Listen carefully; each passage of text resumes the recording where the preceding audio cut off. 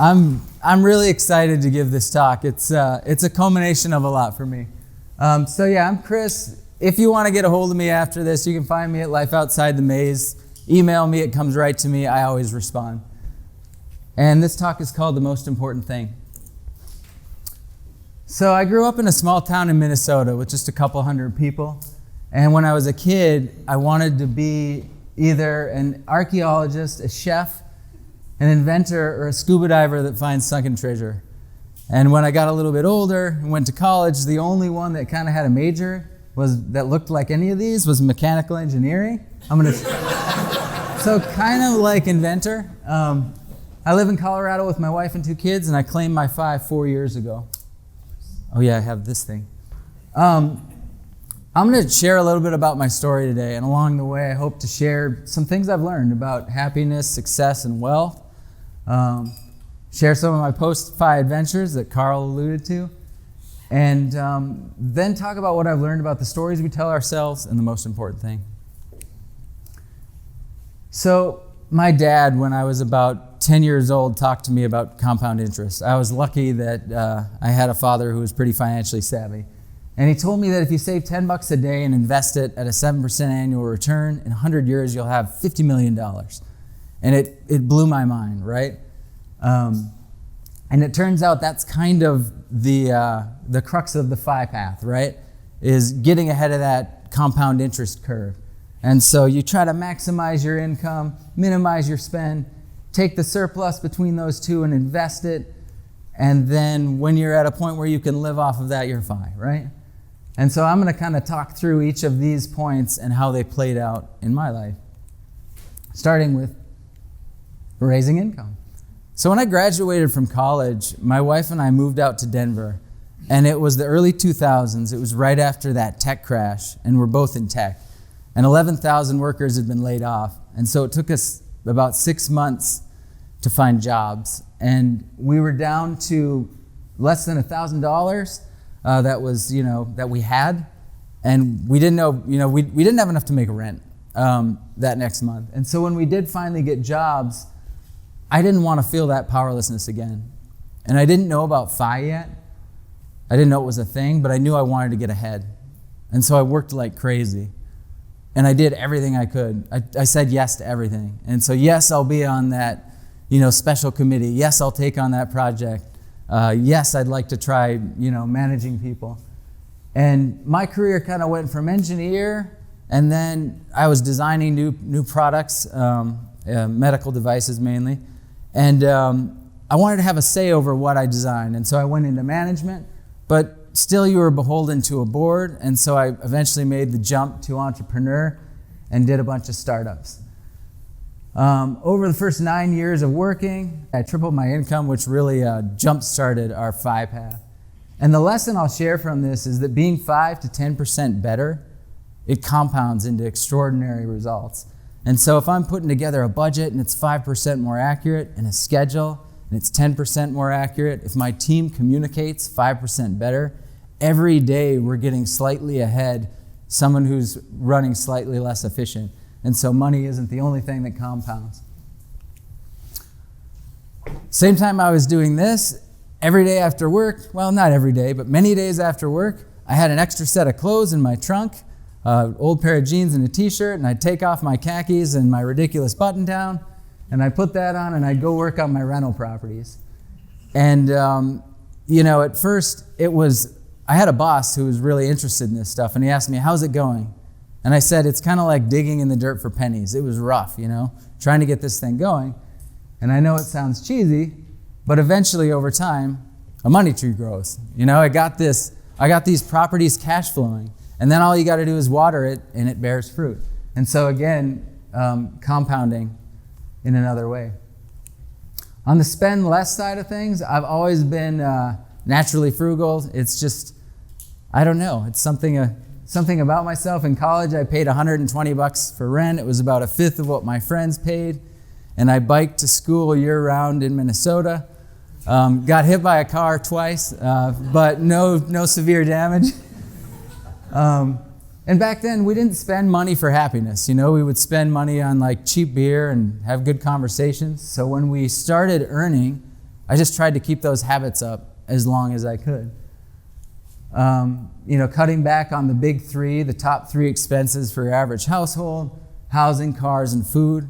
And then saving money everywhere else, cutting my own hair, no cable, saving on clothing and entertainment, etc. I did eat a lot of ramen. I still like ramen. And then nothing fancy in my story on the investing side. A broad-based portfolio. We had dual incomes, and so we saved over 50% of what we earned, and we put it in broad-based ETFs. And the only thing I'll mention here is the importance of investing early and the last double. And so in that example I gave at the top, where you make $50 million by investing $10 a day over 100 years, the last 10 years of that gives you over half of that return, right? And so 10% of the time gives you 50% of the results. That's the importance of getting going as early as possible. I think this is a lot of review, isn't it? For most of us here. So there we were, kind of trucking along, maybe like 10, 15 years into this path. My wife and I were both working at startups. And it's like work, but for crazy people. Because it's like 60, 80 hours. It's not just something people say, but I loved it in its own way. I don't recommend it as a good path to FI, because there's too much variance, right? If you're just looking to get to FI, you don't need company to fail. 9 out of 10 of these things fail. You got to pick up and go to the next one and the next one and hope to win the lottery. You can get there with just maximizing income and a nice steady career. But I found myself there, and I was the program director at large for a startup, and we were trying to raise a round of funding to stay alive. And in came this venture capitalist, and this was a guy, he was elderly, and he was worth about $500 million. And he had started and sold maybe a dozen companies, been on boards for a whole bunch of others. And he comes in and he throws his keys down on the table, and he's got like the Porsche keychain and the Ferrari keychain, and I'm just like biting my lip. And then we pitched him, our deck, and I'm going through financials, and he just starts talking about money. And he's like, the more money you have, the more difficult it gets. And I got some family members that think I give them too much money, and some that think I don't give them enough. And I don't know if people like me for me or my money. And then he stopped, and he just said, he looked around our crappy little office, and he goes, "Remember this time. This is the happiest you're ever going to be." And I was like no more than a day or two earlier, one of my co-founders had a nervous breakdown in the office. And so it really gave me pause. If this is the happiest I'll ever be, I'm screwed, And it was a realization moment for me. It was like I'd been working to get ahead, but I was ahead. And so how much was enough? How much money, how much success? And clearly the path I was on, if I was going to be that guy, was not going to get me there. And so I started writing a manifesto, not like Unabomber type manifesto, but I had this idea about money and happiness, and I was inventing it. No one's thought of this before. And I thought about you think about royalty from back in the medieval times, and we'd all like to live like kings and queens, right? But if you lived back then, you didn't have running water, you didn't have heat, you probably didn't travel more than 200 miles from your home, and you probably died at 35 or 40 from the plague or syphilis or something. And so, so we all live better than royalty today, but why don't we feel that way? And I'm a big research guy, so I started researching it, and I found out about the Easterlin paradox. This idea that up until the 1970s, as incomes went up in the US, happiness and well-being went up. But post-1970, they actually diverged, and people's levels went down as their incomes went up. I found that this applies globally, not just in the US. And then I came across this study by a Nobel Prize-winning economist. A lot of us have probably seen this, that claimed, anything over 75K in household income does not result in more happiness or well-being. adjusted to today's dollars, that's around 100K. Many of us probably feel like creatively we could lower that number. But this study was reaffirmed by a Purdue study in 2018, similar results.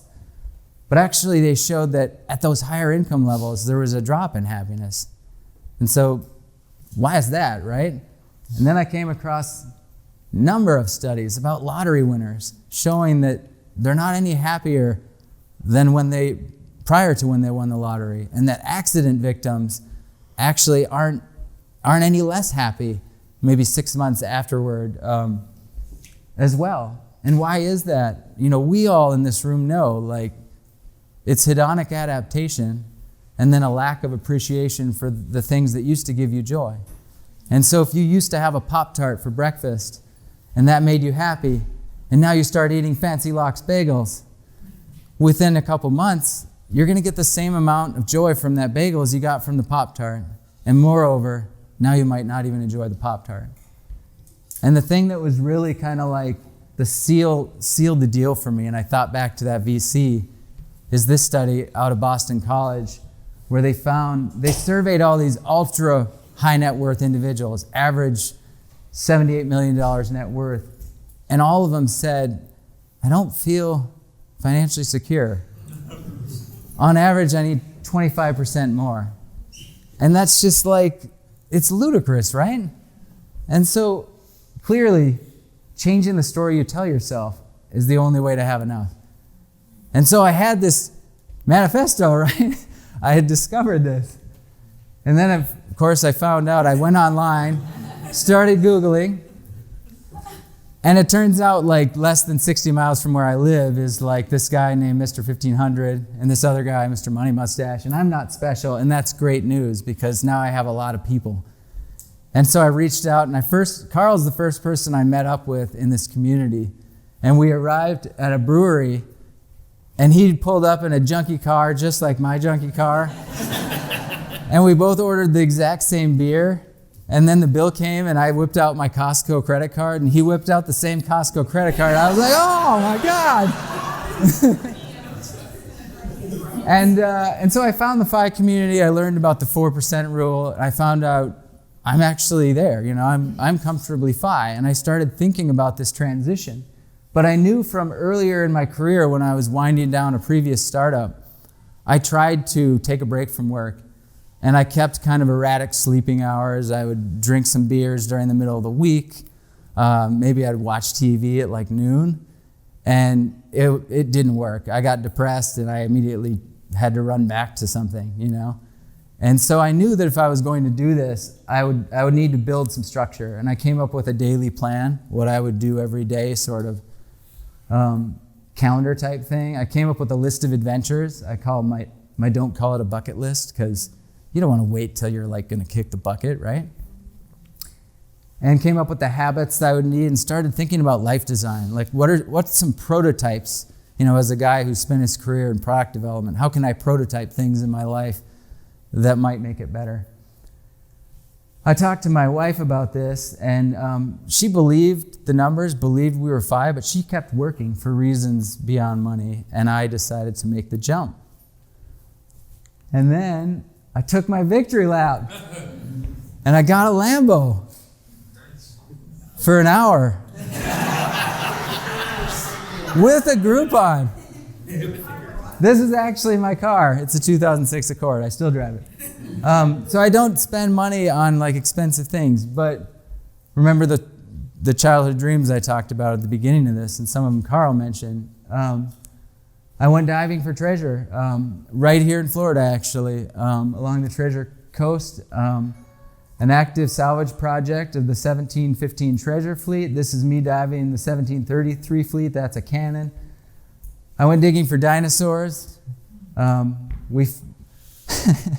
We found what might be the most complete Torosaurus skeleton, and it was like a shock to me. The paper showed up and everything. Other things, and these are just some snapshots from my post-FI sort of few years, is fitness. I took up Muay Thai, started running more, paddleboarded, tried to get six-pack abs, failed, but I lost like 20 pounds. Spent more time working on me, meditating, practicing mindfulness, nothing fancy, but just like 8 minutes a day, have more time to spend with my kids, road trips, but also just being there for their, music lessons and soccer games.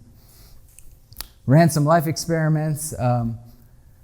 I thought maybe I'd like to be a college professor, and so I started teaching a couple of classes at the Colorado School of Mines in Golden, where I live, and that's been gratifying in its own way.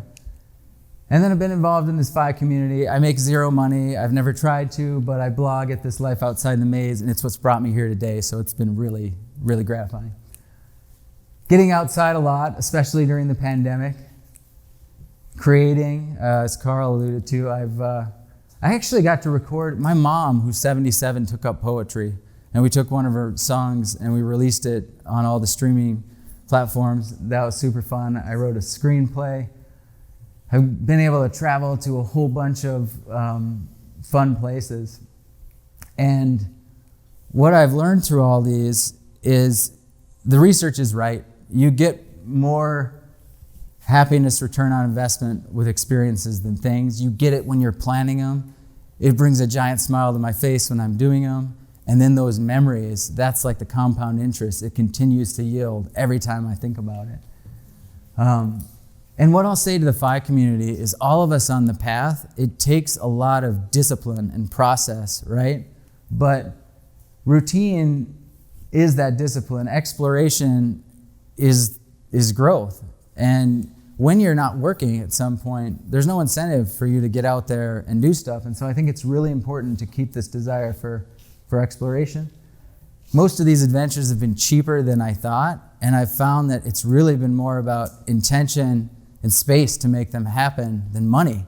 Like the Digging for Dinosaurs thing was like $1,000, less than $1,000 all in, maybe like, I don't know, 500 or something with all the expenses. And so there I am, I'm about 2.5, 3 years into this post-FI thing, and I had come off of about 2.5 months of a bunch of adventures, and I was talking to my wife. We were on a beach in Costa Rica with the kids, and I was trying to think of what I learned from these last few months that I would implement into my life. What sort of revelations have I had? And I couldn't come up with any. And at first I was like, I've been slacking, maybe I need more mindfulness. But then the more I thought about it, I was like, this is actually a great thing because it means I'm living the life. I don't need to make giant pivots. This is what I want to be doing. And I actually wrote this around the time. I said when I left my job a couple years ago, I recognized something. If I got cancer or something tomorrow, I wouldn't regret if my career ended up being only 15 years instead of 20 or 35. I'd regret not having that time with family. I'd regret not doing some of the things, weakening my relationships while I was overworking. And I don't know how much time I have left, but I get to make choices that build what the future looks like. I'm really grateful for that opportunity. And I hope that I can just kind of tweak things over time rather than being in a spot where I've got to make grand changes. And it's a great place to be because things don't end when you hit FI. Work continues just in a different way. Happiness isn't something you achieve. It's something you maintain. My metaphor is like a garden. I got to keep weeding it, and if I don't, those weeds start to come in. And compound interest doesn't just work with money, but everything. Skills, like at my job where momentum started to build. Side hustles, like the real estate. Experiences, and then through all of these, I was really building relationships, which have brought me the most insight in my life. And so the stock market has been booming over this time, right? If you look at my story, houses have been taking off. And even though I really bad-mouthed startups, my wife was that 1 out of 10 that took off like a rocket ship and provided FI on paper for us all over again. And we find ourselves in this position where we got more money than ever. And around last December, she was talking about joining me, stepping back. And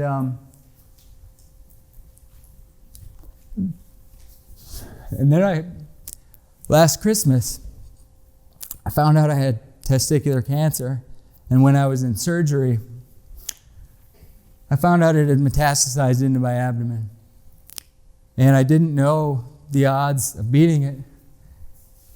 And at that point, it's like I had everything, but I risked having nothing. And it was the loneliest Christmas of my life by far. But Phi really helped me. I had done all those things, and it was such a gift. I didn't wait and have some bucket list. I knew my family was going to be okay no matter what happened. And I had been more present with them. I could pay for health care when those scans showed up on the day and insurance denied. I didn't have to worry about making ends meet. Money wasn't saving me, but it was really smoothing the ride. And we all think about all the great things you can do with financial independence, but security during tragedy is that most important thing that we don't think about as much. And cancer really sucks. And so it's like poison, and cancer cells are slightly weaker than your healthy cells.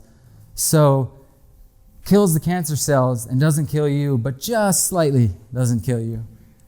And I remember the techs would come in and they'd wear these big protective blue suits.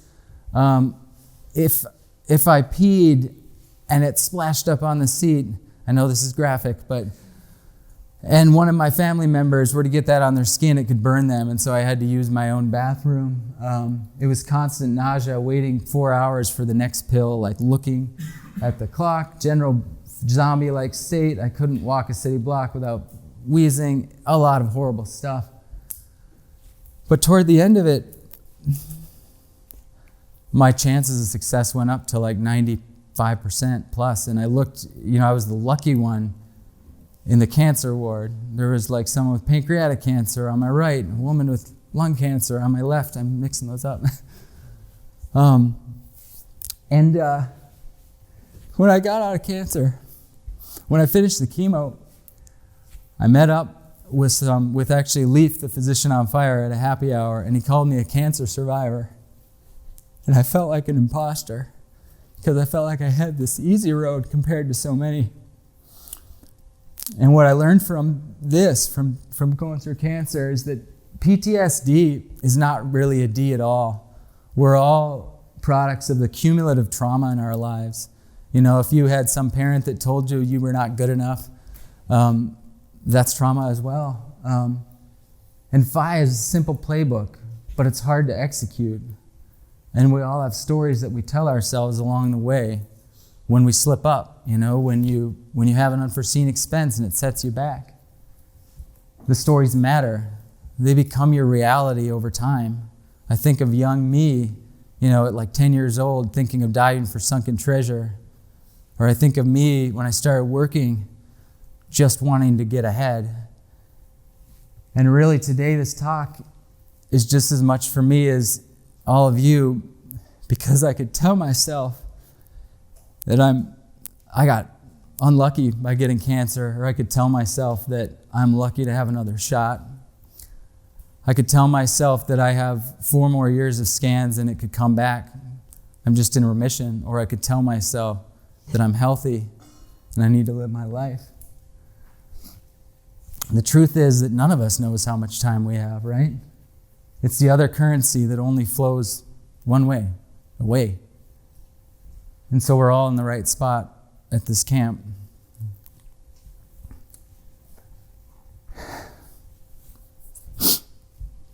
A few days ago at Christmas, I took this picture with my wife and my kids. I've never felt so surrounded by love and family and community. And the most important thing is that the things we worry about most don't matter, and the ones we take for granted are all that do. Time and health to spend with those we love. Coming out of this, the times I remember most, we've celebrated a lot and done a lot of awesome things, but the ones I remember most are being able to be there for my little brother's 40th birthday with all my siblings. Now that my wife's not working, a lot of 2-hour coffees with her out on the back deck. Life is an improbable gift, and we get to write our own stories. Phi is the fuel that empowers that intention. Thank you.